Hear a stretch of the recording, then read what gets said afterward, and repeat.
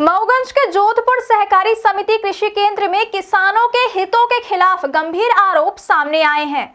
क्षेत्रीय किसानों का कहना है कि जानबूझकर समिति की धान खरीदी बंद कराई जा रही, जिससे कुछ चुनिंदा लोगों को अनैतिक लाभ मिल रहा है। किसानों का आरोप है कि अनिल गुला की किसान विरोधी नीति और अनैतिक कमाई के कारण समिति का संचालन बाधित हो रहा है, जिससे जोधपुर, इटहर, गिरुआरी, उमरिया, बेवारीहान, फुलहा, बहेरा, मड़ना और सुअरहा जैसे पूरी तरह कृषि पर निर्भर गांवों के किसानों को भारी नुकसान उठाना पड़ रहा है। किसानों का कहना है कि वे अपनी उपज बेचने के लिए मजबूर हैं, लेकिन खरीदी केंद्र की अनुपस्थिति के कारण उन्हें गंभीर कठिनाइयों का सामना करना पड़ रहा है। स्थिति की गंभीरता को देखते हुए कई प्रभावित किसानों ने जनपद पंचायत अध्यक्ष श्रीमती ममता कुंज बिहारी तिवारी और अगस्त क्रांति मंच के संयोजक कुंज बिहारी तिवारी से मुलाकात की।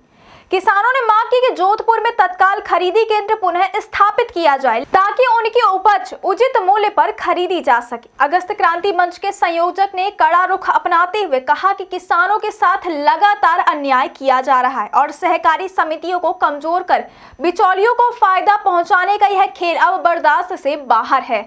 जनपद पंचायत अध्यक्ष ने भी इस स्थिति को चिंता का विषय बताया और कहा कि वह कलेक्टर मऊगंज से मिलकर खरीदी केंद्र को पुनः स्थापित करने की औपचारिक मांग करेंगी। उन्होंने स्पष्ट किया कि किसानों के हित में खरीदी केंद्र हर हाल में खुलना चाहिए और यदि स्थिति में सुधार नहीं आया तो किसान बड़े आंदोलन के लिए मजबूर होंगे। किसानों की सुविधा और पारदर्शिता सुनिश्चित करने के लिए नई निर्देशावली भी जारी की गई। इसके तहत सभी उपार्जन केंद्रों में साफ एवं पीने योग्य पानी की व्यवस्था अनिवार्य होगी ताकि किसानों को लंबे समय तक प्रतीक्षा करने पर कोई असुविधा न हो। इसके अलावा धूप, सर्दी और वर्षा से बचाव के लिए पर्याप्त छाया की व्यवस्था भी सुनिश्चित की जाएगी। केंद्रों पर आग सुरक्षा उपकरण और ठंड से बचाव के लिए आवश्यक इंतजाम जैसे फायर एक्सटिंग्विशर, रेत और पानी की व्यवस्था अनिवार्य होगी। खरीदी के दौरान तौल के मानक का पालन करना भी अनिवार्य होगा और शासन द्वारा निर्धारित वजन से एक दाना भी अधिक नहीं तौला जाएगा।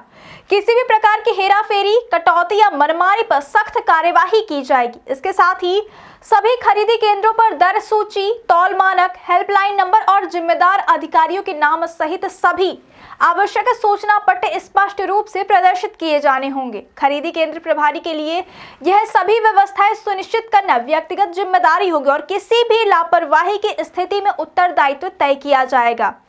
किसानों की समस्याओं को लेकर Minto hall, Kushabhau Thackeray convention centre में पंचायत एवं ग्रामीण विकास विभाग की 3 दिवसीय राज्य स्तरीय कार्यशाला का आयोजन किया गया। इसके दूसरे दिन प्रदेश भर के जनपद पंचायत अध्यक्षों और उपाध्यक्षों ने अपने अपने क्षेत्रों की वास्तविक समस्याओं को मंच पर रखा। कार्यशाला को उप मुख्यमंत्री राजेंद्र शुक्ल और पंचायत एवं ग्रामीण विकास मंत्री प्रहलाद पटेल ने संबोधित किया। कार्यक्रम में ग्रामीण विकास की चुनौतियों, स्वावलंबी ग्राम पंचायत की दिशा और भविष्य की योजनाओं पर विस्तृत चर्चा हुई। कार्यालय में पंचायत व्यवस्था पर आधारित एक महाराष्ट्रीय फिल्म भी प्रदर्शित की गई, जिससे उपस्थित अध्यक्षों और प्रतिनिधियों को पंचायत के विकास और उनकी कर्तव्यों के महत्व को समझने का अवसर मिला। नई गढ़ी जनपद पंचायत अध्यक्ष ममता कुंज बिहारी तिवारी ने अपने संबोधन में कई गंभीर मुद्दे उठाए। उन्होंने कहा कि पंचायत अध्यक्ष का पद शक्तियों और अधिकारों से विहीन कर दिया गया है। उन्होंने बताया कि संवैधानिक प्रस्तावों का पालन सामान्य सभाओं और प्रशासनिक बैठकों में नहीं होता और वरिष्ठ अधिकारियों को पत्र भेजे जाने पर उन्हें अनदेखा कर दिया जाता है। उन्होंने आरोप लगाया कि नई गढ़ी जनपद पंचायत को राजस्व शून्य स्थिति में रखा गया है और भूमि सीमांकन के बावजूद अधिकारियों और कर्मचारियों की अतिक्रमण की समस्या आज तक हल नहीं हुई है। तकनीकी अमला अनुपस्थित रहने के कारण कई योजनाएं केवल कागजों में ही सीमित रह जाती है और 464 खेत तालाबों में से केवल 20 का निर्माण हुआ है, जबकि बाकी योजनाएं पूरी तरह अधूरी हैं। उन्होंने जल जीवन मिशन में भारी भ्रष्टाचार होने का भी उल्लेख किया और कहा कि इसके बावजूद अब तक कोई कार्यवाही नहीं की गई। प्रधानमंत्री को लिखे गए पत्रों पर भी कार्यवाही लंबित है। महिला सशक्तिकरण के नाम पर आरक्षण तो दिया गया है, लेकिन अधिकारों की कमी के कारण जनपद अध्यक्षों की स्थिति कमजोर बनी हुई है। उन्होंने संविधान के अनुच्छेद 243 और 243 खष्ट के अनुपालन पर भी सवाल उठाया और पूछा कि जिला योजना समिति का गठन क्यों नहीं हुआ। उन्होंने उदाहरण देते हुए बताया कि उत्तर प्रदेश और अन्य राज्यों में ब्लॉक प्रमुख के पास पर्याप्त अधिकार है, जबकि मध्य प्रदेश में पंचायत अध्यक्षों के अधिकार सीमित कर दिए गए हैं। कार्यशाला में अधिकांश जनपद पंचायत अध्यक्षों और उपाध्यक्षों ने एक स्वर में मांग की कि पंचायत राज अधिनियम 1993 के मूल अधिकार बहाल कर दिए जाए। अनुच्छेद 243 और 243 खस्ट के अनुसार जिला योजना समिति का गठन किया जाए, पारित प्रस्तावों को लागू करने की बाध्यता तय की जाए, जनपद पंचायतों की राजस्व व्यवस्था सुनिश्चित की जाए और अधिकारियों एवं कर्मचारियों की जवाबदेही तय की जाए।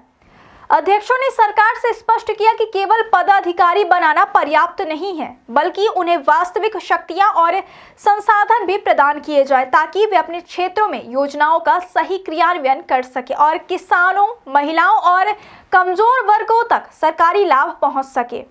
इस कार्यशाला ने स्पष्ट किया कि किसानों और ग्रामीण विकास से जुड़े मुद्दों का समाधान केवल सरकारी योजनाओं और अधिनियमों के अनुपालन से ही संभव है। किसानों की समस्याओं में धान खरीदी केंद्र की अनुपस्थिति, योजनाओं का अधूरा क्रियान्वयन, भ्रष्टाचार और तकनीकी अमले की अनुपस्थिति जैसी समस्याएं प्रमुख है। कार्यशाला के माध्यम से इन समस्याओं को सामने लाने और उनके समाधान की दिशा में ठोस कदम उठाने का प्रयास किया गया। कुल मिलाकर यह कार्यशाला पंचायतों के सशक्तिकरण की दिशा में एक महत्वपूर्ण कदम मानी जा रही है। किसानों, पंचायत अध्यक्षों और ग्रामीण विकास अधिकारियों के बीच संवाद स्थापित करने, समस्याओं को स्पष्ट रूप से सामने लाने और उनके समाधान के लिए ठोस रणनीति तय करने में यह कार्यक्रम सहायक साबित हुआ। आगामी समय में सरकार और संबंधित प्रशासनिक अधिकारियों द्वारा उठाए जाने वाले कदम इस बात का निर्धारण करेंगे कि जनपद पंचायतों और किसानों को उनके अधिकार और सुविधाएं कितनी प्रभावी रूप से मिलती है।